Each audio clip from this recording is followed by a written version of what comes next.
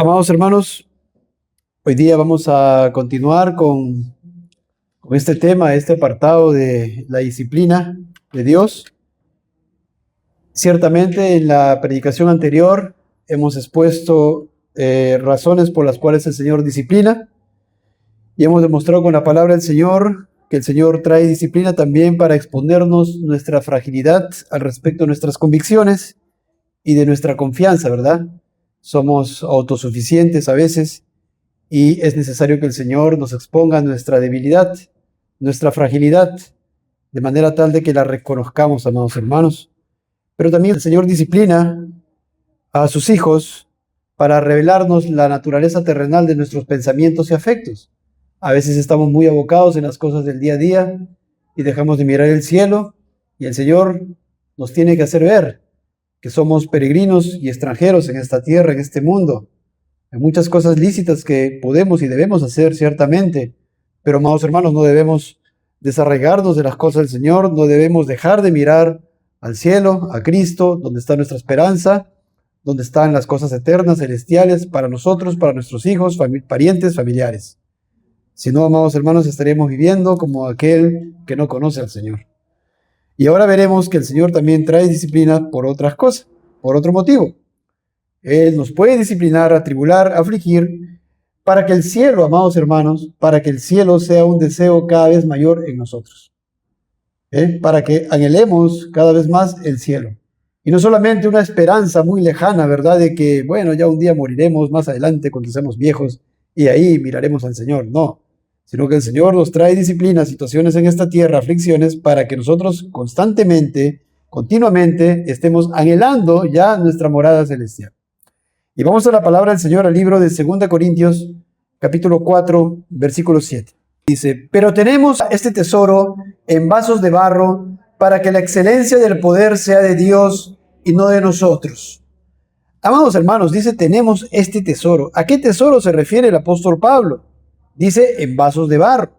Bueno, para ello tenemos que ir a los versículos anteriores. El versículo 3 dice: pero si nuestro evangelio, ahí está el tesoro, está aún encubierto, entre los que se pierden está encubierto, en los cuales el Dios de este siglo, ese es Satanás, cegó el entendimiento de los incrédulos, para que no le resplandezca la luz del evangelio de la gloria de Cristo, el cual es la imagen de Dios. Porque no nos predicamos a nosotros mismos el evangelio, ¿se dan cuenta? Está hablando del evangelio el apóstol Pablo, sino a Jesucristo como Señor, y a nosotros mismos, y a nosotros como vuestros siervos por amor de Jesús. Porque Dios, que mandó que de las tinieblas resplandeciese la luz, es el que resplandeció en nuestros corazones para iluminación del conocimiento de la gloria de Dios en la faz de Jesucristo. Entonces, cuando el apóstol Pablo en el versículo 7 dice, pero tenemos este tesoro en vasos de barro, está refiriéndose al evangelio. Amados hermanos, ¿y por qué dice vasos de barro? ¿Cómo es un vaso de barro? Frágil, un vaso de barro es frágil, de repente no es muy costoso, ¿verdad? Un vaso de plata, de oro o de un acero inoxidable es más costoso, un vaso de barro no es muy costoso. Y nosotros somos ciertamente somos vasos de barro, somos frágiles, somos finitos, somos diminutos, amados hermanos. Pero el Señor, Él dice a través del apóstol Pablo, tenemos este tesoro en vasos de barro. Amados hermanos, tenemos, los creyentes que estamos aquí, tenemos, amados hermanos, el evangelio, ese gran tesoro por el cual Dios salva las almas. Ese evangelio que un día lo creímos y por ese evangelio vivimos. Ese evangelio, amados hermanos, el cual refiere la gloria de Cristo, que Cristo, siendo Dios eterno, descendió a esta tierra, amados hermanos, para salvarnos, para asumir una naturaleza humana, además de su naturaleza divina, para rescatarnos, para ser despreciado por su creación, para ser muerto por su creación, amados hermanos, para que su creación lo lleve a la cruz del Calvario, para morir por nosotros, por nuestros pecados. Él cargó con nuestros pecados siendo sin pecado. El Señor lo trató, su Padre lo trató como pecador, derramó su ira sobre él. Ese tesoro, amados hermanos, el evangelio glorioso, amados hermanos, es lo que nosotros tenemos en nosotros, en vasos de barro, dice el apóstol Pablo. Tenemos este tesoro en vasos de barro para que la excelencia del poder sea de Dios y no de nosotros. Ahí está el propósito. ¿Por qué, amados hermanos? ¿Por qué el Señor ha depositado esto en nosotros? Oh, amados hermanos, porque toda la gloria, la excelencia tiene que ser para Dios. La excelencia del poder sea de Dios, porque el poder no está en nosotros. Somos simples emisarios. No está en nosotros la salvación del alma a quien predicamos. Simplemente lo transmitimos. Y es Dios quien obra, amados hermanos, en el corazón de la persona que Él determina obrar, en el tiempo que Él determina obrar. Somos contenedores frágiles, somos vasos de barro. Incluso, además, tenemos pecado. Y al Señor le plació hacerlo así, amados hermanos. Y eso le da más gloria a Él. Pero luego Él sigue diciendo, versículo 8. Y no en nosotros, versículo 7 al final, que estamos atribulados en todo, mas no angustiados, en apuros, mas no desesperados. ¿Por qué el apóstol Pablo dice atribulados en todo? Notemos primeramente que en esta porción está mostrándonos las aflicciones del apóstol Pablo. Aflicciones, amados hermanos. Dice atribulados en todo. Sin perder de vista este capítulo 4 de 2 Corintios, vayamos a 1 Corintios 4, versículo 11, para ver a qué se refiere el apóstol Pablo cuando dice estamos atribulados en todo. En 1 Corintios capítulo 4, versículo 11 hasta el 13, él dice lo siguiente: hasta esta hora padecemos hambre, tenemos sed, estamos desnudos, somos abofeteados y no tenemos morada fija. Nos fatigamos trabajando con nuestras propias manos. Nos maldicen y bendecimos. Padecemos persecución y la soportamos. Nos difaman y rogamos. Hemos venido a ser hasta ahora como la escoria del mundo, el desecho de todos. Ya ven ustedes, amados hermanos, que cobra bastante relevancia y peso lo que él está diciendo a los hermanos de Corintio en la segunda epístola, capítulo 4, donde empezamos. Por eso él dice, estamos atribulados en todo. Y cuando vemos acá en 1 Corintios 4, él habla de necesidades. Él habla de que es la escoria del mundo. Él habla de persecución, habla de padecimiento, habla de fatigas, habla de difamación. Y vayamos ahora para tener más amplio el contexto de la situación de nuestro hermano el apóstol Pablo. Y ciertamente con él junto deberíamos estar nosotros, ahí con él. 2 Corintios 1, por favor, del 8 al 10. 2 Corintios, capítulo 1, del 8 al 10. Él dice, porque hermanos, no queremos que ignoréis acerca de nuestra tribulación que nos sobrevino en Asia, pues fuimos abrumados sobremanera, más allá de nuestras fuerzas, de tal modo que aún perdimos la esperanza de conservar la vida. Pero tuvimos en nosotros mismos sentencia de muerte, para que no confiásemos en nosotros mismos, sino en Dios, que resucita a los muertos, el cual nos libró y nos libra, y en quien esperamos que aún nos librará de tan gran muerte. Amados hermanos, y nosotros podemos decir, oye, el apóstol Pablo, oh pobrecito el apóstol, bueno, era apóstol, tenía que sufrir y ser atribulado. Y nosotros, amados hermanos, no deben cobrar relevancia de lo que dice nuestro Señor a cada uno de los discípulos o a cada persona que está dispuesta a ser su discípulo, cuando dice, si alguno quiere venir en pos de mí, niéguese a sí mismo, tome su cruz cada día y sígame. ¿No estamos llamados nosotros a morir cada día, amados hermanos, por causa de obedecer a Dios, y lo cual implica poner primero a Dios por sobre todas las cosas y personas, y lo cual nos puede llevar a sufrir tribulación y angustias y persecución, aborrecimiento, pérdidas? Es lo mismo, amados hermanos. Así que no solamente podemos dejarlo en este grupo, al apóstol Pablo y a los suyos, o a cualquier otro apóstol. 2 Corintios 6, del 4 al 10. ¿Quiere seguir exponiéndose a lo que nuestro hermano, el apóstol Pablo, padecía, sufría? Él dice, antes bien nos recomendamos en todo, como ministros de Dios, en mucha paciencia, en tribulaciones, en necesidades, en angustias, en azotes, en cárceles, en tumultos, en trabajos, en desvelos, en ayunos, en pureza, en ciencia, en longanimidad, en bondad, en el Espíritu Santo, en amor sincero, en palabras de verdad, en poder de Dios, con armas de justicia, a diestra y a siniestra, por honra y por deshonra, por mala fama y por buena fama, como engañadores, pero veraces, como desconocidos, pero bien conocidos, como moribundos, mas he aquí vivimos, como castigados, mas no muertos, como entristecidos, mas siempre gozosos, como pobres, mas enriqueciendo a muchos, como no teniendo nada, mas poseyéndolo todo. Hermanos, muy profundo, ¿no? Dice, deshonra, mala fama, como engañadores, siendo veraces, como desconocidos, como moribundos, como castigados, como entristecidos. Todo eso. Vayamos a 2 Corintios 11, del 23 al 27. Es necesario decir todas estas cosas para poder darle el peso debido a lo que vamos, a donde vamos a llegar.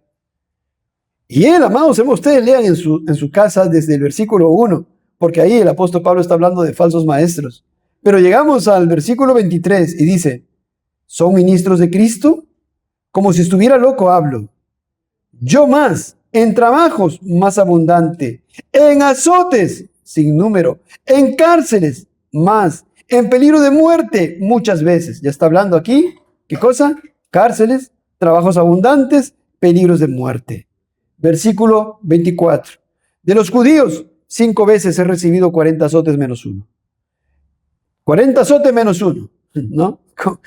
3 veces he sido azotado con varas, 1 vez apedreado, 3 veces he padecido naufragio, 1 noche y 1 día he estado como náufrago en alta mar, en caminos muchas veces, en peligros de ríos, peligros de ladrones, peligros de los de mi nación, peligros de los gentiles, peligros en la ciudad, peligros en el desierto, peligros en el mar, peligros entre falsos hermanos, en trabajo y fatiga, en muchos desvelos, en hambre y sed, en muchos ayunos y en frío y en desnudez.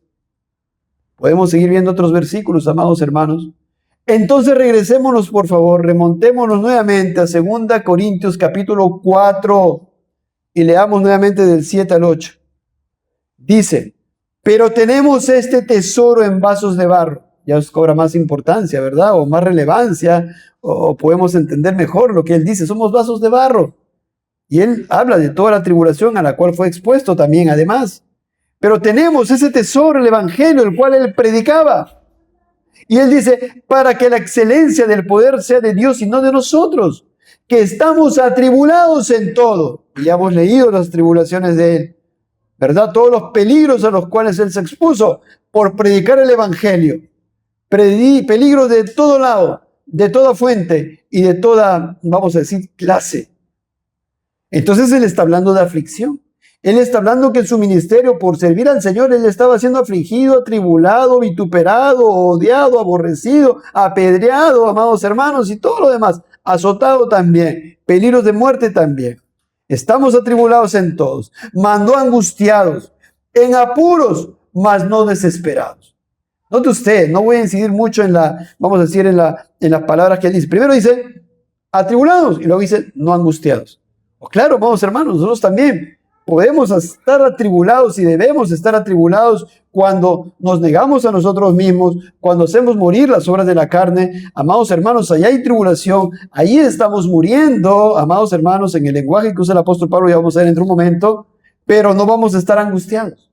No podemos estar angustiados. Tenemos el Santo Espíritu de Dios para fortalecernos, incluso para estar gozosos en esa tribulación, en medio de la tribulación. Eso es lo precioso, esa paradoja que el incrédulo no entiende, pero nosotros, hermanos, sí entendemos. Atribulados en todo, mas no angustiados. En apuros, mas no desesperados. Quiero hacer énfasis en las situaciones de aflicción que está mostrando el apóstol. Atribulados en todo, en apuros, versículo 9, perseguidos, mas no desamparados, derribados, pero no destruidos. Note usted, atribulados en todo, en apuros, perseguidos, derribados, versículo 10, llevando en el cuerpo siempre por todas partes la muerte. ¿Qué significa eso? llevando en el cuerpo siempre, por todas partes, la muerte. Pero amados hermanos, no es el único. El Señor lo había enviado al apóstol Pablo para un ministerio particular de apostolado. Y no era una misión fácil, no era una misión sencilla. El Señor ahora ya no llama para ser uno ministro de apostolado, para ser un apóstol. Ya no hay apóstoles. Pero el Señor, cuando lo llamó a Pablo, no dijo, bueno, tú vas a ser apóstol y sabes que te voy a dar todos los recursos del mundo y nadie te va a molestar, nadie te va a apedrear. No, no pasó eso. Lo estamos viendo aquí. Él tenía que cumplir su misión, tenía que ser obediente a Dios con las cosas que el Señor le dio y con las cosas que el Señor no le dio. Y ya estamos leyendo todo lo que padeció. Tenía necesidad, tenía hambre, tenía aflicción, le aborrecían, lo apedreaban, lo azotaban y todo lo demás. Pero él está diciendo, llevando en el cuerpo siempre por todas partes la muerte. Amados hermanos, cuando leemos 2 Corintios 4, no podemos decir esto es propio y exclusivo solamente para Pablo. Para mí no aplica. Esto aplica para nosotros. ¿Cómo aplica para nosotros? Llevando en el cuerpo siempre por todas partes la muerte. Es que, amado hermano, hermana, vamos a poner un ejemplo. 2 ejemplos. Vayamos a 1 Corintios 7, por favor. 1 Corintios 7, versículo 12.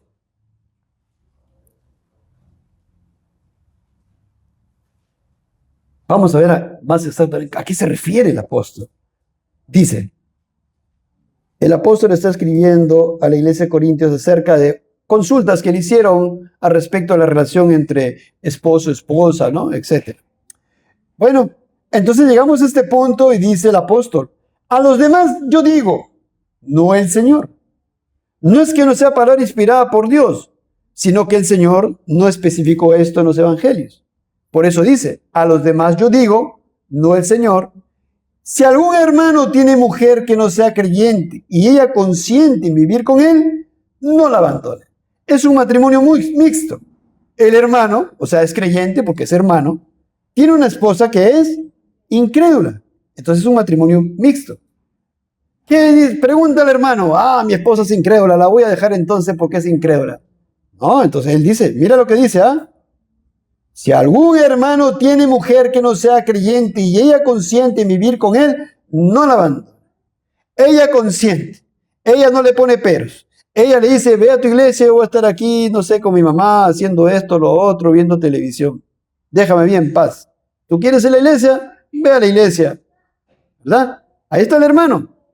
Está congregando, le deja congregar, la esposa no quiere convertirse, la esposa es rebelde delante del Señor, pero le consiente al hombre, al hermano, que congregue, por ejemplo, o que lea su Biblia, por ejemplo. O no le obliga, no le dice, ¿sabes qué? Mira, tenemos que ir a tomar cerveza a la discoteca, esposo mío, porque así yo te conocí, y por tanto ahora también quiero seguir yendo a la discoteca. Porque si no, vamos a la discoteca y no tomamos licor, yo me alejo de ti. No. La mujer dice, bueno, pues ya tú no quieres y ya no iremos, pues ya. Te consiento que seas cristiano. Bueno, ¿cuál es el mandato para ese hermano? No la abandone. Mandato de Dios. No debe divorciarse. Y lo mismo pasa para una mujer, porque el versículo 13 dice, y si una mujer tiene marido que no sea creyente y él consiente en vivir con ella, no lo abandone. Lo mismo, ¿no? Sea el hombre o sea la mujer. Igual, ahora la mujer es creyente, la mujer es piadosa, la mujer ya no quiere hacer muchas cosas pecaminosas que el esposo, que antes en su matrimonio incrédulo estaba acostumbrada a hacer con su esposo, ¿verdad? Tantas cosas, ejemplos se pueden poner, bailes, licor, discotecas, película de terror, cualquier cosa se puede poner. Pero la hermana, ahora la dama se convirtió, ahora la dama ama a Dios, ahora la dama se santifica. Esposo, yo no quiero hacer eso, yo voy a ir a mi iglesia. Y bueno, digamos que el esposo dice, si una mujer tiene marido que no sea creyente y él consiente, o sea, le dice, ¿sabes qué, mujer? Bueno, ya, no me gusta, yo quisiera, verdaderamente perderme contigo en la discoteca, seguir tomando, libando, etcétera, pero ya no te voy a obligar. Anda a tu iglesia. ¿Qué dice? A la dama, a la creyente, no lo abandone, porque él está consintiendo. Él está permitiendo que tú sigas tu religión. Tanto a la mujer como al varón creyente. Y luego dice en el 14, Porque el marido incrédulo es santificado en la mujer y la mujer incrédula en el marido. Pues de otra manera vuestros hijos serían inmundos, mientras que ahora son santos. Pero si el incrédulo se separa, ahí viene la complicación. Ahí viene el pero. El incrédulo, el hombre, dice: mujer, yo me aburrí de ti. Ahora ya has cambiado completamente. No quieres acompañarme a las yunzas. No quieres acompañarme a beber licor con mis amigos del trabajo. No quieres ir conmigo al cine ver esta película de terror, por ejemplo. No quieres tomar cerveza. No quieres cada cosa. Y los domingos quiero ir a visitar a mi familia aquí y allá y tú no quieres. ¿Sabes qué? Mejor me divorcio de ti. Me voy de la casa, esposa. No me gusta que seas creyente porque de verdad ya eres muy fanática. Me voy de la casa. Miren, pero si el incrédulo se separa, dice, sepárese. Si él se va, la condición, si él se va, entonces la mujer dice, el Señor le dice a la mujer, sepárese, déjelo que se vaya, sepárese. Pues no está el hermano o la hermana, está el creyente o la creyente, sujeto a servidumbre en semejante caso, sino que a paz nos llamó Dios. ¿Por qué traigo este ejemplo? Porque no es fácil, no es sencillo. ¿Esto qué implica en la dama creyente o en el varón creyente que está siendo abandonado por su pareja? Sufrimiento, tribulación, angustia, muerte, aflicción. Está mortificando su pecado porque ciertamente la hermana podría decir, no, se va a ir mi esposo y esto de acá no puede ser, no voy a sufrir tanto, mis hijos van a sufrir. No, entonces ya esposo, vamos a... Está eligiendo al esposo en contraposición a Dios. Pero si toma la decisión de decir, bueno, esposo, voy a seguir a mi Dios, me da mucha pena que te vayas, estoy agotando todas las vías, quiero que venga el pastor, quiero que vengan los hermanos para que te hablen, pero tú no quieres saber nada y te quieres decir, ¿qué puedo hacer, esposo? No puedo negociar mi religión, no puedo negociar esto porque yo amo a Dios por sobre todas las cosas, con toda mi alma, con toda mi mente, con toda mi fuerza. Y eso la va a hacer sufrir. Al esposo cristiano también, y muchísimo. Y eso es morir. Y el apóstol Pablo, por servir en su ministerio, él sufría. Les he puesto un ejemplo para que ustedes comprendan, amados hermanos. No el mismo tipo de sufrimiento, mejor dicho, no por la misma causa.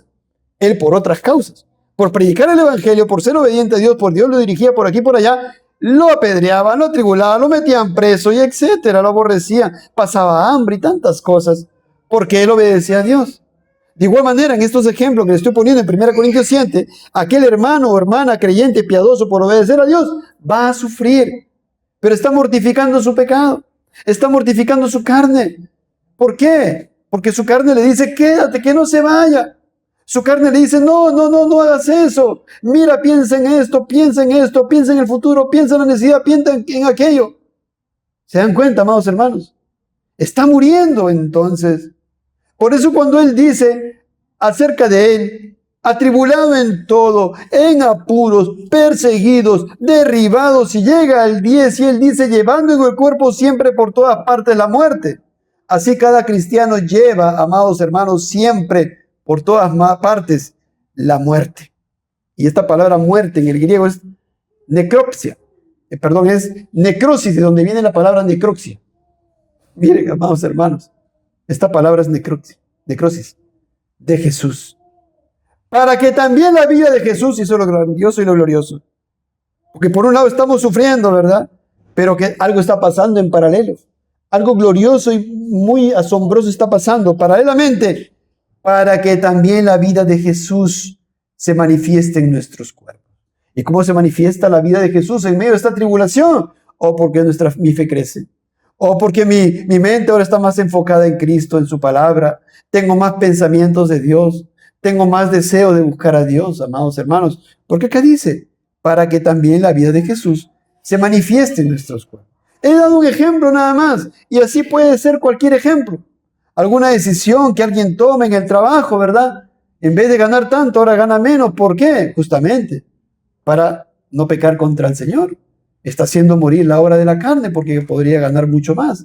Por ejemplo, en los padres también, recuerdan lo que pasó con Elí, el Señor que le dijo cuando él honró más a sus hijos, pues tú has honrado más a tus hijos más que a mí. Eso le dijo en 1 Samuel 2, 29. Entonces lo mismo, Elí no mortificó su carne, no murió, vamos a decir así, en esa situación. Versículo 11, leamos por favor. Porque nosotros, estamos en 2 Corintios 4, porque nosotros que vivimos siempre estamos entregados a muerte por causa de Jesús, para que también la vida de Jesús se manifieste en nuestra carne mortal.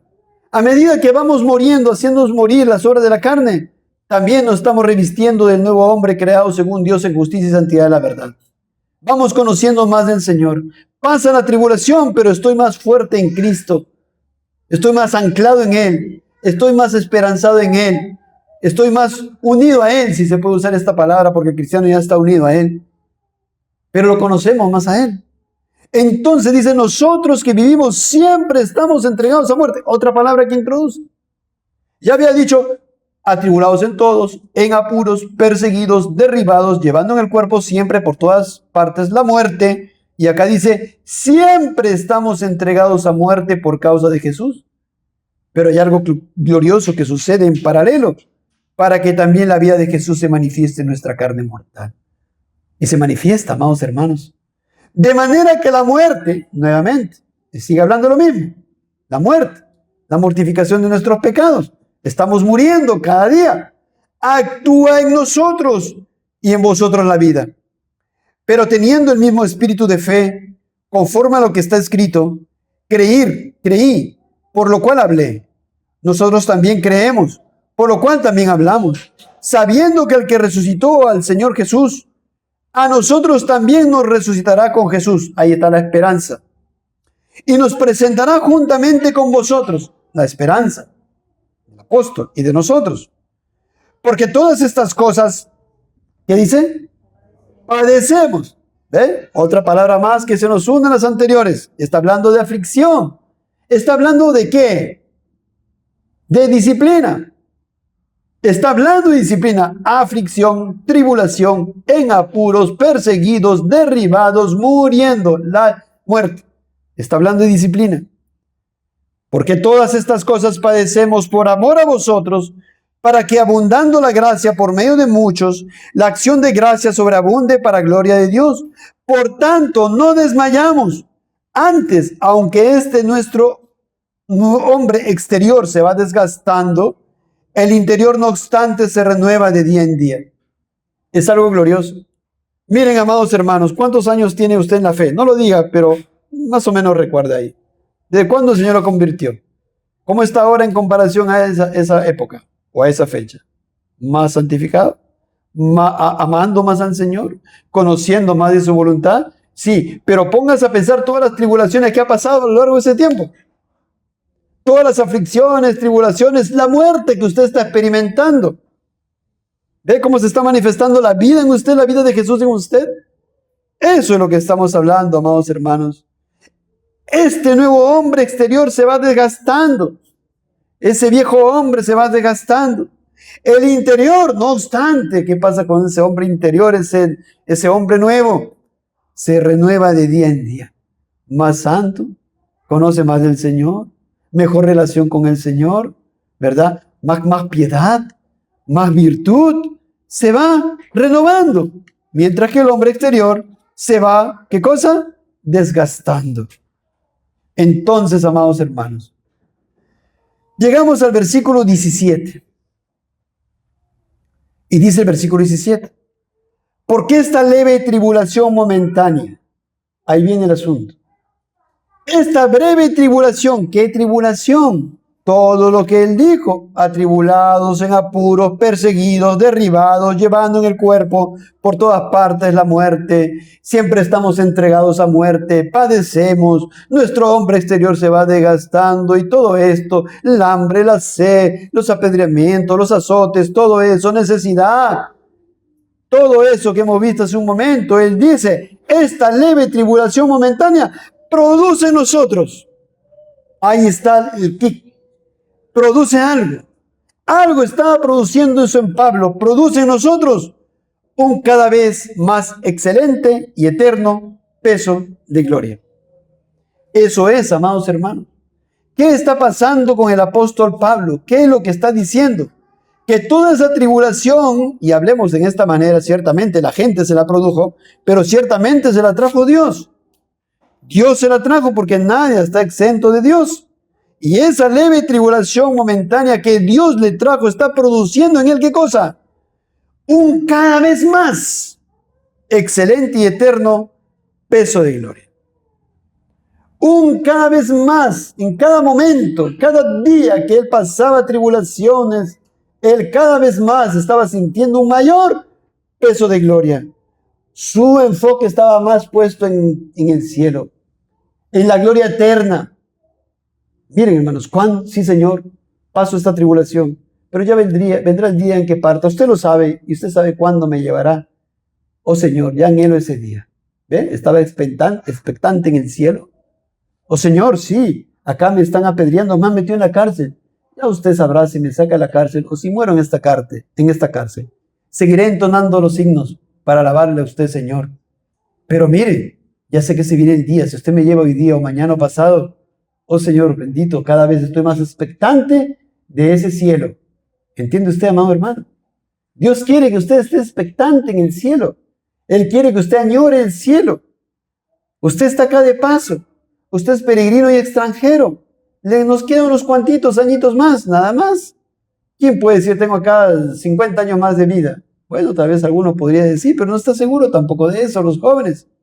Pero mira, está produciendo un peso de gloria en el cristiano. ¿Y dónde va a ser nuestra glorificación? ¿Aquí? No, en el más allá, cuando partamos. O sea que él está hablando de su expectativa en las cosas eternas, amados hermanos, en el cielo. Miren, no mirando nosotros, dice en el 18, las cosas que se ven, sino las que no se ven. Pues las cosas que se ven son temporales, pero las cosas que no se ven son eternas. Amados, las aflicciones mismas, dice John Hill, el erudito John Hill, las aflicciones mismas, la cruz, con todo lo que le pertenece, que también son discernibles por los sentidos externos y son solo por un tiempo. Ahora bien, un creyente no debe quedarse mirando y lamentándose de sus aflicciones, porque mientras lo hace, estas producen impaciencia, murmuraciones, quejas e incredulidad. Pero cuando aparta la mirada de estas y se dirige a Cristo, a lo que ha hecho y sufrido, a las glorias del otro mundo y a la recompensa, no solo se encuentra sostenido en medio de sus aflicciones presentes, las cuales no ignora hasta el punto de despreciarlas, sino que también encuentra su corazón buscando, sus afectos puestos y su fe, esperanza y expectativa elevadas en las perspectivas de las cosas de arriba, donde está Cristo. Y así se mantiene mirando. Más adelante dice, sino las que no se ven, ni por el ojo corpóreo, ni por el ojo de los sentidos carnales y la razón, solo por el ojo de la fe, que es la sustancia de las cosas que se esperan y la evidencia de las cosas que no se ven. Y estas cosas, las alegrías y glorias del cielo, son eternas, durarán para siempre, nunca terminarán, todo lo cual es un gran aliento para la fe y la paciencia bajo las actuales dispensaciones aflictivas de la providencia de Dios. Fin de la cita. No mirando, dice el apóstol, las cosas que se ven, sino las que no se ven. O sea que por medio de todas esas tribulaciones, él miraba más las cosas que no se ven. Pues las cosas que se ven son temporales. Lo que vemos aquí es temporal. Las aflicciones serán temporales. Un día moriría y estaría en el cielo. Eso tenía el presente. Mortificaba su pecado, hacía la obra de Dios, sufría por eso, lo aborrecían, lo vituperaban, etc. Pero él estaba presente en cada momento. Estas cosas le producían ¿qué cosa? Cada vez más mayor peso de gloria. Y él miraba no las cosas que se ven, sino las cosas que no se ven, amados hermanos. Y él pensaría, ¿no? Un día miraré a Cristo cara a cara. Ver su rostro, ¿qué será? Eso lo entonamos, ¿verdad? Ver su rostro, ¿qué será? Entonces, ¿qué estamos viendo ahora? ¿Qué hemos visto en este punto? Que Dios puede traernos aflicciones, necesidades, sed, hambre, aborrecimiento, vituperios, pero paralelamente a eso nos trae en nosotros, ¿qué cosa? Un mayor peso de gloria para que ansiemos y anhelemos más nuestra morada celestial. Miren, así que usted puede estar encontrando respuestas en las aflicciones, amado hermano, hermana, que puede estar sufriendo. Es que Dios de repente quiere que usted mire arriba y tenga más esperanza en el cielo. Mire, aquí está la respuesta, amados hermanos, porque no tenga usted la palabra clave que usa el apóstol Pablo. Esta leve tribulación momentánea, todo lo que él mencionó, todo lo que le pasaba, produce en nosotros. Ahí está, la causa, el efecto, ¿verdad? La causa, el efecto, produce un cada vez más excelente y eterno. Qué precioso, ¿no? Eterno. Él dice, miren cómo hace la oposición. Dice, tribulación momentánea. ¿Y el otro qué cosa es? Excelente y eterno peso de gloria. Momentáneo versus eterno. La tribulación. ¡Oh! ¿Qué pasó? Se fue, en el mismo ejemplo, se fue mi esposo. Sufro por esto. Se fue mi esposa. Sufro por esto. Mis hijos sufren. Hay carencia, hay necesidad, pero es momentáneo, es momentáneo. Tengo mi expectativa en el cielo, que ahí hay un eterno peso de gloria. Mi glorificación es eterna. Amados, ¿comprenden? Pero Dios también disciplina, puede disciplinar, puede traernos disciplina para que nuestra fe sea ejercitada. Ese es otro aspecto. ¿Cómo para que nuestra fe sea ejercitada? Pues nuestra fe tiene que ser ejercitada, amados hermanos. Sí. Vayamos a 1 Samuel capítulo 21, versículo 10. 1 Samuel capítulo 21, versículo 10. Y dice la palabra del Señor. Y levantándose David aquel día, huyó de la presencia de Saúl y se fue a Aquis, rey de Gat.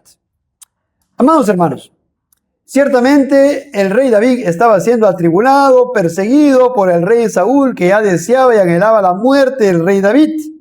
¿Qué hace el rey David? Huye de la presencia de Saúl. ¿Y dónde se fue? A Aquis, rey de Gad. ¿Hubo imprudencia aquí? Sí hubo imprudencia. No vamos a enfocarnos en esta imprudencia, pero sí hubo imprudencia porque ciertamente él se va a los filisteos. ¿Y a quién había matado antes el rey David? A Goliat. ¿Y Goliat de dónde era? Filisteo. Él no ponderó estas cosas y se fue, como se dice, a la cueva del lobo. Se fue ahí, a Aquis. Versículo 11. Y los siervos de Aquis le dijeron, ahí está, mira, los siervos se dieron cuenta. ¿No es este David, el rey de la tierra? ¿No es este de quien cantaban en las danzas diciendo, hirió Saúl a sus 1000 y David a sus 10,000? Amados hermanos, ciertamente le estaban diciendo al rey, oye, pero este aquí no es de rey David, que mató a Goliat, y que cantaban todos que este mató a 10,000 y Saúl solamente a 1000. ¿Y qué hizo David? Se asustó, se estremeció. Versículo 12. Y David puso en su corazón estas palabras y tuvo gran temor de Aquis, rey de Gat. Y miren lo que hizo, leamos el 13. Y cambió su manera de comportarse delante de ellos.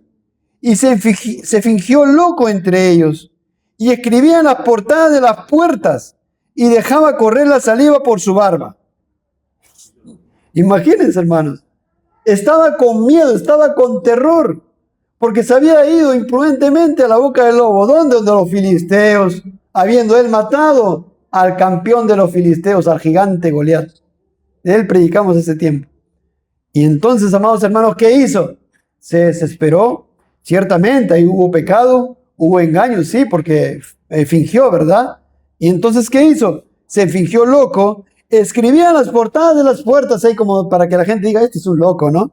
Y dejaba correr la saliva por su barba. Eso era engaño, era pecado. Él debió haber confiado más en Dios, debía tener más fe en Dios, pero Dios tuvo misericordia de él a pesar de su pecado. Y eso no significa que el fin justifique los medios. Versículo 14. Y dijo Aquis a sus siervos, he aquí, veis que este hombre es demente. ¿Por qué lo habéis traído a mí? ¿Ah? Entonces, amados, dice, ¿por qué lo habéis traído a mí? O sea que agarraron a David y lo llevaron al rey. No lo atraparon, no lo encarcelaron, sino que lo llevaron para que comparezca delante del rey y el rey pueda determinar hacer algo, ¿no? Pero luego le dijeron, está loco, está escribiendo aquí, está botando salida por ahí. Bueno, déjenlo. Versículo 15. Sigue hablando el rey. ¿Acaso me faltan locos para que hayáis traído a este que hiciese de loco delante de mí? ¿Había de entrar este en mi casa? Bueno, hasta ahí ustedes pueden seguir leyendo el resto del relato. Pero en Salmos capítulo 56, vamos al Salmo 56, por favor. Salmo 56 dice, versículo 1, al músico principal sobre la paloma silenciosa en paraje muy distante, Michtán de David, cuando los filisteos le prendieron. ¿Qué dice él? Ten misericordia de mí, oh Dios, porque me devoraría el hombre. Me oprime combatiéndome cada día. Él estaba desesperado, estaba horrorizado, porque su vida estaba pendiendo, vamos a decir así, de un hilo. Él sigue diciendo, todo el día mis enemigos me pisotean, porque muchos son los que pelean contra mí con soberbia. Pero luego dice unas palabras preciosas. En el día que temo, yo en ti confío. ¿Cuándo confió más en el Señor? En el día que temo. O sea que en su aflicción, en su tribulación, en su angustia, en su necesidad, ¿más qué? Más confió en Dios. Amados, ¿entienden? Entonces, ¿quién le trajo esa tribulación, esa angustia, esa situación de terror delante de ahí del rey de Aquis? Dios. Dios lo llevó a esa situación. Claro que fue su pecado, su imprudencia, ¿verdad? Por la cual él fue ahí. Pero en definitiva, ¿quién lo puso en tal situación? O sea, imagínense, hermanos, nosotros por de repente comer, no ser mayordomo de nuestro cuerpo y comer y meterle cualquier cosa y soy descuidado con mis alimentos y me viene una enfermedad. Esto hemos aprendido. ¿Qué vamos a decir? ¿Solamente por lo que comimos? ¿O vamos a decir, oh Señor, usted me ha traído esto por mi negligencia? Va a salir eso, ¿verdad? Porque hemos visto que no existe nada, amados hermanos, ninguna aflicción, ninguna necesidad, nada, ni sed, ni hambre, ni angustia, ni guerra, ni nada, si es que Dios no las trae. O sea, en un sentido correcto está Dios, dejando las cosas claras, que el pecado está en el hombre. Eso está clarísimo, ¿verdad? Bien, el pecado está en el hombre, la maldad está en el hombre, la maldad está también en Satanás. ¿Cómo vamos a ver Dios mediante cuando traigamos aquí lo que le pasó a nuestro hermano Job? Hermanos, pero ahora estamos aquí en el rey David. Y él dice esto, en el día que temo, ¿no? Como diciendo entre líneas, en esta situación en la cual usted me ha traído, Señor, siendo usted justo y yo imprudente, y siendo pecador aún, pero en este momento en que yo temo, yo confío en ti, yo en ti confío. O sea que la tribulación traída por Dios, en esa tribulación, David aumentó su fe. Tal disciplina, situación de temor, aflicción, susto, angustia, etcétera, acrecienta, aumenta, madura. ¿Qué cosa? Su fe. Su fe. Así que, hermanos, es necesario que nuestra fe aumente. La fe es como si fuera un músculo. Y si el músculo no es ejercitado, se atrofia. Y entonces la fe tiene que ser ejercitada. La fe tiene que ser ejercitada y el Señor va a hacer que nuestra fe sea creciente también para situaciones posteriores, para que nuestra fe no falte. Él era hijo de Dios, él era creyente y su fe aumentó. El puritano Matthew Henry dice, David por su fe se encomienda a Dios, incluso cuando por temor y necedad se había entregado a los filisteos. Amados hermanos, debemos tener fe, ejercitar nuestra fe en toda tribulación, así como David, sabiendo que la mano de nuestro Padre amoroso está detrás. Pues no olviden lo que hemos leído en Hebreos 12. Hijo mío, no menosprecies la disciplina del Señor, ni desmayes cuando eres reprendido por Él, porque el Señor, al que ama, disciplina. Amados hermanos. Entonces, la disciplina puede atribular, puede cansar, puede doler, afligir, estresar, atormentar, angustiar, desanimar. ¿Para qué? Para que esa fe mire a Dios, para que esa fe mire la palabra y diga, yo creo, Señor, yo creo que si estoy en usted, así me maten, yo moriré y me iré con usted. Eso es fe. Eso es fe. Señor, yo creo que usted es omnipotente. Eso es fe. Yo creo que usted es omnipotente, usted es santísimo, Señor, y usted es justo. Y tengo la justicia de Cristo y por tanto, Señor, pase lo que me pase, estaré con usted. Eso es fe. El ejemplo que pusimos de la dama, ¿verdad? Señor, yo creo lo que usted dice en su palabra. Él me deja y yo, bueno, se separa, me separo. Pero confío en usted, Señor, porque eso es fe. Es difícil, de verdad, yo lo veo nada más allá, pero Él mira todo. Y que si el Señor está librando de otros problemas futuros, situaciones que nunca lo vamos a saber. Miren, situaciones tan tremendas y terribles que nosotros ni las sabemos, pero el Señor nos está librando. Eso es fe. Confiar en el Señor. Así que la fe de ahora debe mirar más a Dios, mirar más al Señor Jesucristo. La fe escucha sus promesas, descansa en la fidelidad de Dios. La fe cree en lo que Dios dice. Romanos capítulo 8, que los que amamos a Dios, todas las cosas nos ayudan a bien. Señor, esto me ayuda bien, pero mire, se está yendo mi esposa, Señor, dice el hermano. Se va, Señor, me está dejando, me engañó con alguien más, me está dejando porque yo soy cristiano. Sí, dice el Señor, ten fe. Romanos 8, eso te ayuda bien. ¿Se da cuenta? Acrecienta nuestra fe, amados hermanos. La fe cree que Dios no miente, que Dios es verdadero, que su palabra es infalible e inerrante, que Dios es poderoso para salvar, que Dios es justo, que Dios es amoroso y que nos disciplina por amor a nosotros. Y así, esa fe se fortalece. Después viene otra prueba, ya está fortalecida, amados hermanos. Versículo 4 dice el rey David, Salmo 56, 4, en Dios alabaré su palabra, en Dios he confiado, no temeré. ¿Qué puede hacerme el hombre? Ahí está su fe. Esa palabra, en Dios he confiado. Confianza, ¿qué es eso? Fe. No temer al hombre. ¿Comprenden, amados hermanos? En la misma línea el apóstol Pedro dice en 1 Pedro 1, versículo 5. Vayamos ahí, por favor, hermanos. 1 Pedro 1, versículo 5. Que sois guardados por el poder de Dios mediante la fe. Ahí está, la fe. Para alcanzar la salvación que está preparada para ser manifestada en el tiempo postrero. En lo cual vosotros os alegráis, aunque ahora por un poco de tiempo, si es necesario, tengáis que ser afligidos en diversas pruebas. Ahí está, mira, cómo va de la mano, ¿no? Fe, afligidos por pruebas. ¿Para qué? Versículo 7. Para que sometida a prueba vuestra fe, ahí está la fe, mucho más preciosa que el oro, el cual aunque perecedero se prueba con fuego, sea hallada en alabanza, gloria y honra cuando sea manifestado Jesucristo. Lo mismo, hermanos, en la misma línea. Nuestra fe, amados hermanos, se incrementa, se acrecienta. Oh Señor, mire, yo creo en usted, yo creo en su palabra, yo creo en sus atributos. Usted es todopoderoso, usted es omnisciente, usted es sabio, Señor. Usted es vivo, usted es verdadero, usted es bueno, misericordioso conmigo. Me mantiene aún vivo, Señor, y me ha traído esta situación, pero yo confío en usted. Eso es fe. Eso es fe. Y se incrementa, amados hermanos. Y lo vemos después de un año, después de un mes, al hermano, a la hermana, y ciertamente más acrecentada, de repente faltando necesidad, o con ciertas carencias o necesidades, tribulaciones, ¿verdad? Pero está más cimentada en la roca que es Cristo.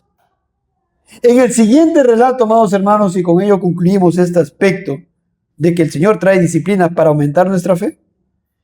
Vayamos a Marcos capítulo 9, versículo 14.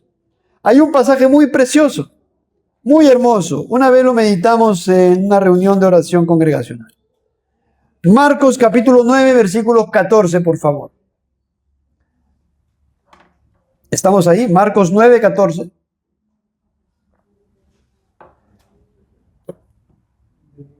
Cuando llegó a donde estaban los discípulos, nuestro Señor Jesucristo había descendido del monte de la transfiguración, descendió, ¿verdad? Descendió.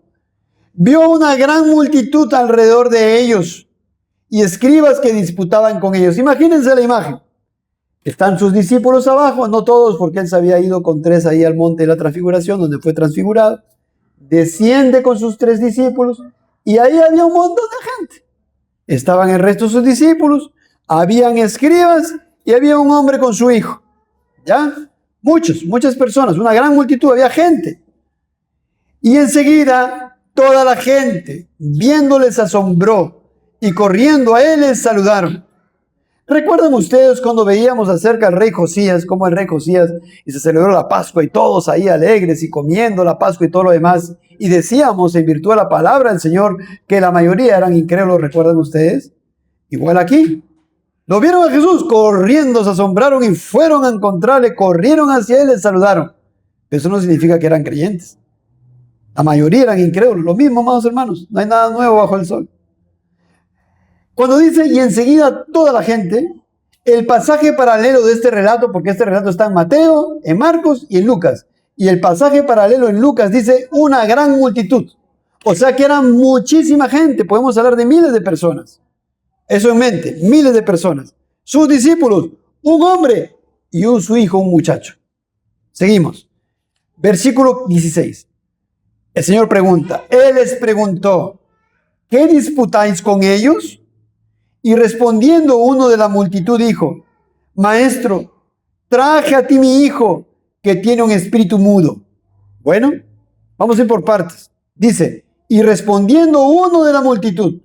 El pasaje paralelo de Mateo dice que ese hombre se arrodilló. O sea que él se arrodilló y le habló al Señor, le respondió. Y dijo, el pasaje paralelo dice, clamó. O sea, él clamó, se arrodilló y clamó al Señor. Maestro, traje a ti mi hijo. O sea, él lo había traído para que el Señor lo sane. Pero no estaba el Señor, estaban sus discípulos, pues el Señor estaba en el monte de la transfiguración. Por eso él dice, traje a ti mi hijo. Acá me detengo un poco. Él lo estaba llevando para que el Señor Jesús lo sane. Traje a ti mi hijo, pero no estaba. Bueno, seguimos. Que tiene un espíritu mudo. ¿Cómo es eso, un espíritu mudo? No, tenía un demonio. Estaba endemoniado. Sino que este demonio no que era un demonio mudo. Era un demonio que hacía en este hombre endemoniado que no pudiera hablar, que esté mudo por causa de la aflicción, de la intervención de ese espíritu demoníaco. Esa era la situación. Pero el hombre dice, Señor, se arrodilla, le clama, Señor, he traído a mi hijo, a usted, no estaba usted, le entregué a los discípulos para que lo sanen. Está endemoniado, tiene un espíritu que lo vuelve mudo, lo ha vuelto mudo. El pasaje paralelo en Mateo 17 dice, Señor, ten misericordia de mi hijo. Miren, cómo se juntan los pasajes. Ten misericordia, que es lunático y padece muchísimo. Usted va viendo entonces un panorama mayor de la situación. Estaba endemoniado, no podía hablar, padecía muchísimo, parecía un lunático, padecía muchísimo, perdón, porque muchas veces cae en el fuego y muchas en el agua. ¿Cómo que es eso que cae en el fuego? ¿Cómo es eso que se caía en el agua? Era tan perverso este demonio que lo impelía que se tire al agua y se ahogue. O lo tiraba al fuego para que se queme. Eso hacía este demonio en este hombre. El otro pasaje paralelo en Lucas dice, Maestro, te ruego que veas a mi hijo, pues es el único que tengo. Era su único hijo. Qué preciosa es la palabra del Señor que vemos en Mateo una cosa, en Marcos otra cosa, en Lucas otra cosa, y no se contradice la Biblia porque es palabra de Dios. Es hermosa, las escrituras son hermosas. Entonces vemos todo el panorama del hijo, que le está rogando al Señor, se está arrodillando al Señor, que le dice, te lo traje a ti, no estabas tú, le entregué a tus discípulos, no pasa nada, no lo curaron, Señor, mi hijo tiene un demonio, está lunático, sufre mucho, este demonio lo lanza al fuego para que se queme y se muera, lo lanza al agua para que se ahogue, y miren, Señor, te ruego, es el único que tengo. Versículo 18 de Marcos 9, hermanos. El cual, está hablando del demonio, donde quiera que le toma, le sacude y echa espumarajos y cruje los dientes y se va secando. Y dije a tus discípulos que lo echasen fuera y no pudieron. No dice no quisieron, dice no pudieron. No pudieron. El pasaje paralelo en Lucas dice, Y sucede que un espíritu le toma y de repente da voces. O sea que también ese demonio hablaba por medio de la boca del muchacho. Y le sacude con violencia y le hace echar espuma y estropeándole a duras penas aparta de él. ¿Qué dice nuestro Señor? Versículo 19. Y respondiendo él les dijo: oh, generación incrédula. El pasaje de Mateo dice generación incrédula y perversa. ¿Por qué perversa? Porque recuerdan la escena cuando el Señor descendió, ¿quiénes estaban? El hombre, su hijo, los discípulos y los escribas burlándose de que los discípulos no podían echar fuera al demonio. Burlándose. Y por eso dice generación incrédula y perversa. Incrédula, porque había falta de fe. Incrédula, amados hermanos, porque no creían incrédula, porque no tenían salvo. Muchísimos de ellos no eran salvos, amados hermanos. Eran incrédulos. Por eso el Señor dice, generación incrédula. ¿Hasta cuándo he de estar con vosotros? ¿Hasta cuándo os he de soportar? Traédmelo. Qué misericordia, ¿verdad? Traédmelo. Imagínense usted el rostro del papá. Y el papá diría, ya se sanó mi hijo, porque se va con mi Señor Jesús. Y se lo trajeron. Y cuando el espíritu vio a Jesús, el demonio, sacudió con violencia al muchacho, quien cayendo en tierra se revolcaba echando espumarajos.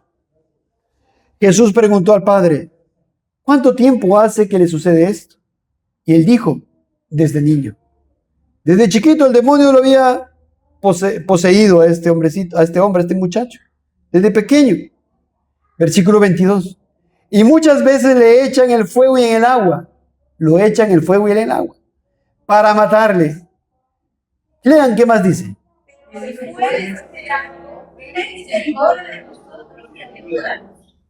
Miren ustedes, amados, nosotros pasaríamos desapercibidas las palabras, ¿verdad? Pero dice algo interesante, pero si puedes, si puedes. ¿Cómo le va a decir al Señor si puedes? ¿El Señor no podía todo? ¿No es dueño del mundo? Entonces ahí vemos que él tenía fe, porque no por nada lo llevó a su hijo donde el Señor Jesús, pero tenía una poca fe, porque le dice, si puedes. Cuando él debería estar seguro, segurísimo de que el Señor Jesús sí podía. Otra cosa era si quería. El Señor puede salvar a todos aquí y puede salvar a todos nuestros parientes. Pero ¿será su voluntad de decreto? No lo sabemos. No podemos decir, estoy seguro que va a salvar a todos. No, porque nosotros no somos Dios. Pero sí podemos decir, estamos seguros que Dios puede salvar a todo aquel que se propone salvar. Sí, es distinto. Entonces es nuestro Señor Jesucristo detecta las palabras. Tan inteligente nuestro Señor. Estas palabras, si puedes. Pero antes de eso, ¿el padre era creyente o no? Era creyente, porque va donde el Señor Jesucristo. Y él creía que lo podía sanar, pero no tenía tanta fe. El padre era creyente, creía que Jesús podía sanar a su hijo, pero su fe era débil. Y le dice si puedes. Él no debía dudar de que el Señor Jesucristo podía sanar a su hijo. El padre debería haber tenido mucha fe en que el Señor Jesucristo tenía todo el poder para salvar y para sanar. Pues el Señor Jesucristo es Dios y es omnipotente. Y así nosotros, amados hermanos, debemos tener fe de que Jesús tiene todo el poder para salvarnos. Y tiene todo el poder para sanarnos. Pero no podemos decir, Señor, usted tiene todo el poder para sanarnos. Yo sé que usted me va a sanar del cáncer. ¿Cuántos los cristianos no mueren del cáncer? También mueren de cáncer. Él tiene todo el poder. Sí, tiene todo el poder. Pero no necesariamente nos va a sanar de cáncer. Por ejemplo, por poner una enfermedad o la que sea. Si no, no morirían los cristianos, ¿verdad? Si no, no morirían los cristianos. Tendrían miles de años los cristianos. No, sabemos que Él puede sanar, pero Él va a hacer su voluntad. Y descansamos en su voluntad. Debemos tener, sí, cada vez más fe en que Él tiene todo el poder para salvarnos. Que con poder nos salvó, nos está salvando y nos salvará. Eso debemos tener más fe. De que Él es poderoso para salvarnos, amados hermanos. Y que con poder nos está salvando, amados, y que nos llevará al cielo. Que tiene el poder para guardarnos de Satanás, del mundo, de nuestro pecado, de nuestra propia concupiscencia. Que tiene el poder para guiar todo para nuestro bien. Tan poderoso es. Eso sí tenemos que creer. Que Él tiene todo el poder para hacer que todas las cosas nos ayuden a nuestro bien. ¡Qué poderoso! Como decíamos la semana pasada, para hacer que todo confluya, todo el universo, por decir así. Todo el universo, literalmente, para el bien de su iglesia. El Señor Jesucristo lo dijo, ¿verdad? Todo poder, toda potestad me es dada en el cielo y en la tierra. Por tanto, id y hacer discípulos. Tenía toda potestad, ¿dónde? En la tierra, en el cielo y en la tierra, o sea, en el universo. Por tanto, con mucha tranquilidad, hermano, vamos a ser discípulos. Miren. Y nuestro Señor le responde, versículo 23. Jesús le dijo, mire cómo le responde el Señor, si puedes creer, al que cree, todo le es posible. Él dijo, si puedes hacer algo. Y nuestro Señor se enfoca en estas palabras, las toma y le dice, si puedes creer. Si puedes creer, al que cree, todo le es posible. El erudito John Hill dice aquí, la versión árabe lo traduce como, ¿qué es esto que dice si puedes hacer algo? Mira, otra traducción dice, acá en la versión de Reina Valera 60 dice, si puedes creer. Pero otra versión dice, ¿qué es esto? Como el Señor le dijera al hombre, ¿qué es esto que dices si puedes hacer algo? Como diciendo, ¿qué quieres decir con eso? No debes dudar de mi poder. No hay razón para ello. Después de tantos milagros obrados, reprochando al hombre su incredulidad. Y la versión etíope lo traduce así, dice John Hill. ¿Por qué dice si puedes? Reina Valera 60 que dice, si puedes creer. O sea que ahí el Señor le está reprochando al hombre lo que él está diciendo, porque el hombre dijo, si puedes. El Señor está diciendo, ¿cómo vas a decir eso si puedo? Yo puedo, hombre, yo puedo sanarlo, yo puedo salvarlo, yo puedo hacer porque yo soy Dios. En otras palabras, ¿me entienden? Nuestro Señor. Pero luego dice, al que cree, todo le es posible. Debemos creer que Dios tiene todo el poder. No es que al hombre todo le es posible, esto ha sido mal interpretado, sino que todo le es posible hacer a Dios, ¿verdad? No al hombre. Todo le es posible hacer a Dios en favor del que cree. Todo le es posible hacer a Dios en favor del que cree, pero lo va a hacer según su soberana voluntad para su gloria. ¿Comprende? Porque si no, uno diría, yo creo, todo me es posible. Oh, me voy a comprar un avión porque yo creo. ¿Qué es eso? ¿Qué es eso, no? Oh, de acá el siguiente año voy a tener un carro porque yo creo. Eso el mundo piensa así, ¿verdad? Créelo, créelo. Terrible. Esta es otra cosa, amados hermanos. El Señor tiene todo el poder para hacer, para darnos lo que nosotros le pidamos, pero otra cosa es que nos dé. Porque Él nos va a dar conforme a su voluntad para nuestro bien. No necesariamente lo que nosotros queremos o pedimos. E inmediatamente el padre del muchacho clamó y dijo, creo, ayuda a mi incredulidad. O sea, creo. Él creía en Cristo. Él creía en el Mesías. Pero él dice, ayuda a mi incredulidad. Ayuda, Señor, a creer más. Mi fe es tan poquita que yo digo, si puede hacer usted esto. Cuando yo debería decir, usted puede hacerlo. Recuerda que leímos en el libro de Mateo la semana pasada, la mujer que creía que el Señor lo podía sanar, salvar. Pues claro que sí, creía que tenía todo el poder. Y así nosotros debemos de creer que Jesús Cristo, nuestro Señor y Salvador, tiene todo el poder. Nos enfermamos. Señor, yo sé que usted tiene todo el poder para sanarme y quitarme esta aflicción si usted lo quiere. Pero yo sé también, Señor, que usted puede ser que me lo deje hasta el final. Ya vamos a ver otros pasajes más adelante. Usted puede mantenerme con ese aguijón en mi carne hasta que muera, Señor, porque eso es lo mejor para mí. No lo entiendo, lo sufro, me duele. Solamente le ruego que en esta situación usted me mantenga firme y no apostate y no me aparte de sus caminos. ¿Entiende? Pero yo sé que usted lo puede quitar. Pero no puede decir que usted lo va a quitar. Eso ya depende de usted. Amados hermanos, esa es la fe en la cual tiene que acrecentarse. Y este hombre le dice, Señor, yo creo. Sí creo que usted lo puede hacer. Pero lamentablemente, Señor, no tengo tanta fe como para decir, creo que usted lo puede hacer sí o sí. Por eso le dijo, si puedes. Su fe era así. Su fe era chiquita. Hay muchos enfoques para ver este pasaje. Pero quiero traerles este enfoque para que ustedes entiendan por qué lo traigo aquí. Él era creyente. De su hijo no se habla si era creyente. ¿Le sacó el demonio? Lo sacó al demonio. Eso lo vamos a hacer en otro momento. Pero el asunto es que tenemos que verlo así también. Que el Señor trajo toda esta situación. Le trajo su hijo. Determinó, decretó ante la fundación del mundo que ese su hijo sea endemoniado. y que le pase todo lo que le pase, para que sea afligido, atormentado también el papá, o solamente el hijo sufría. ¿Cuánto sufriría el padre? Pero tanto, ¿para qué? Para que su fe también crezca. Mira, hermano, si tú no echas manos de los medios de gracia para que tu fe crezca, el Señor, si tú eres su hijo, si tú eres su hija, va a traerte situaciones, no lo dudes. Te va a traer situaciones, aflicciones. Vamos a ver el libro de Job también, de todo tipo, para que tu fe aumente, porque tú no te puedes apartar de Dios si eres su hijo. Mira. Miren, amados hermanos. E inmediatamente el padre del muchacho clamó y dijo: creo, ayuda mi incredulidad. Él sí creía que Jesús podía sanar a su hijo. Si no, no lo hubiera llevado ante los discípulos. Si no, no lo hubiera llevado ante el Señor Jesucristo. Si no, no le hubiera rogado. Pero no tenía mucha fe. Pero notemos cómo esta gran aflicción y tribulación en la vida, no solamente del hijo, sino del padre también, llevó a él, al padre, a aumentar su fe en el Señor.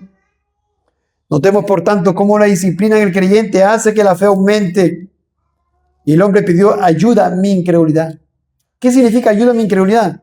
Haz que mi fe aumente. Haz que mi fe aumente. Haz que mi fe aumente. Y el Señor hizo que su fe aumentara. ¿Sí o no? ¿Respondió su oración? Sí. Aquí está. Versículo 25. Y cuando Jesús vio que la multitud se golpeaba, reprendió al espíritu inmundo diciéndole: espíritu mudo y sordo, yo te mando, sal de él y no entres más en él. Entonces el espíritu, clamando y sacudiéndole con violencia, salió y él quedó como muerto, de modo que muchos decían: está muerto. Pero Jesús, tomándole la mano, le enderezó y se levantó. ¿Aumentó la fe del padre? Mucho seguramente, ¿no? ¡Cuánto agradecimiento! Oh Señor, tú libraste a mi hijo, mire. No había solución para él, mire. ¿Cuánto tiempo de niño está muchacho? Van casi 10 años sufriendo a mi hijo. Nadie lo podía sanar, ni sus discípulos tampoco, nadie, Señor. Ningún curandero por aquí, por nadie, Señor. No podía hacer nada. Pero usted lo sanó. Usted tiene todo el poder. Si puedes, le dijo. Ahora tiene todo el poder. Aumentó la fe del padre del joven. Ahora creía más en el poder del Señor Jesucristo. Esta gran tribulación, esta disciplina, le ayudó para su bien. Se cumplió en él lo que dice Romanos 8:28. Sabemos que a los que aman a Dios, todas las cosas les ayudan a bien. Todas las cosas, incluyendo la posesión demoníaca de su hijo. Miren, amados hermanos, qué tremendo es la palabra del Señor. Aumentó su fe. Esta gran triste situación que afligiría su alma todo el tiempo le llevó a amar y a confiar más en el Señor Jesucristo. ¿Sí o no? Esta tribulación de tanto tiempo en su hijo le llevó a confiar más en Cristo, ¿sí o no? Sí, sí. Entonces Dios puede traernos disciplinas para que nuestra fe aumente. ¿Entendemos, amados hermanos? Vamos a orar al Señor, vamos a agradecerle, amados hermanos, por este tiempo.